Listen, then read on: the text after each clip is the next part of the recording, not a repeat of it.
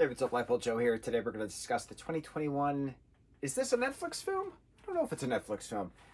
It's an action film, The Misfits. Quick, hour and a half. Some parts are slow, not going to lie.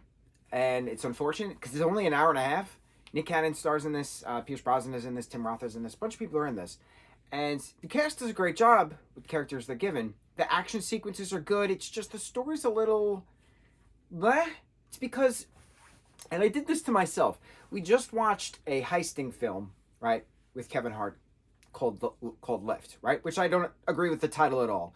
But it was a heisting film. And I was like, okay, well, they're stealing gold in that film. And I was like, I've been slowly chipping away at my Netflix list, which I compiled back in the beginning of January. And here we are at the beginning of March. And we're halfway through. It's great. So... it's been a long time, but this was on my list. And so I was like, you know what? Let me do a heisting film and a heisting film. Stealing the gold and stealing the gold. Back to back. We'll do a comparison.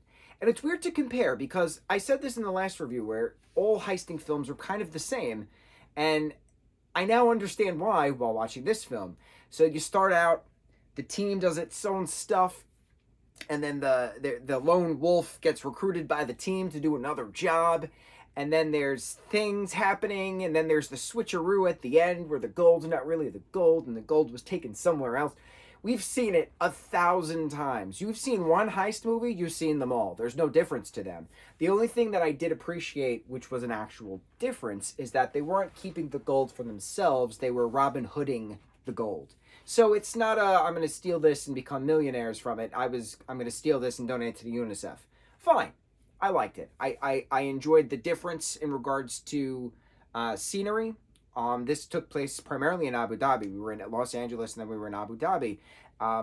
The premise is that there's a vault under this prison that this guy has all his gold in, and he funds all these terrorist organizations. They're going to steal his gold. They have to infiltrate the prison. There's a lot of prison break stuff. There's a lot of blowing up the safe stuff. So like, the creative aspect to it was fine, and I thought, the action sequences were good, the special effects were good in regards to that.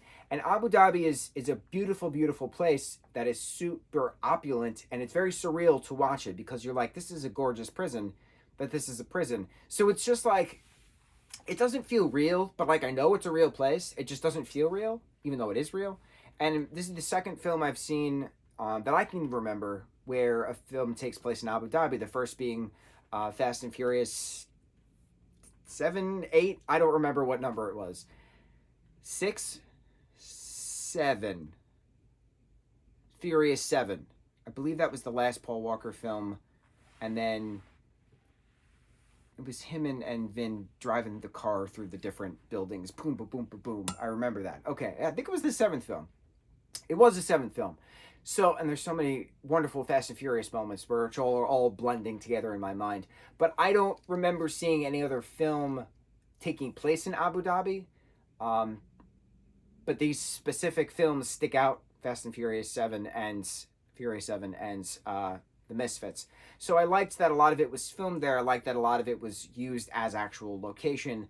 And I thought it was different because you don't really have a lot of Hollywood films taking place there, and it's a very surreal place because it's so beautiful, but it just seems like a dream. I don't know how else to explain it, just because of its opulence. I don't know how else to explain it. Just the aesthetic of it is very surreal. So the standout things about this film was the location that it was filmed at. I don't know what else to say in regards to the plot points because it was just very... We've seen it all before. It was very laissez-faire. We saw it. It happened. It's just another heist film. And I was thinking, and I was like, there's other heist films on my list of things to watch. And I'm nervous because I'm going to feel the same way, that they're all this. You've watched one, you've seen them all.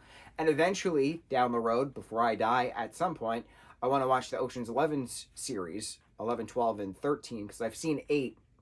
And I never saw 11, 12, and 13, but I saw 8. So I gotta visit that series at some point. And what other heisting franchise is there that I'm trying to remember that's just not coming to my mind? It's gone. The Misfits.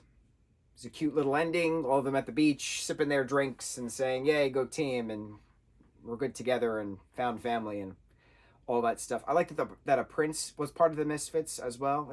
I liked it. I liked the film. I didn't love it, but I liked it. I didn't hate it. It was there. It's better than there. It's better. I'd give it a solid 7 out of 10. Solid 7. It was entertaining. I'm never going to watch it again. It is what it is. On to the next review. Mahalo.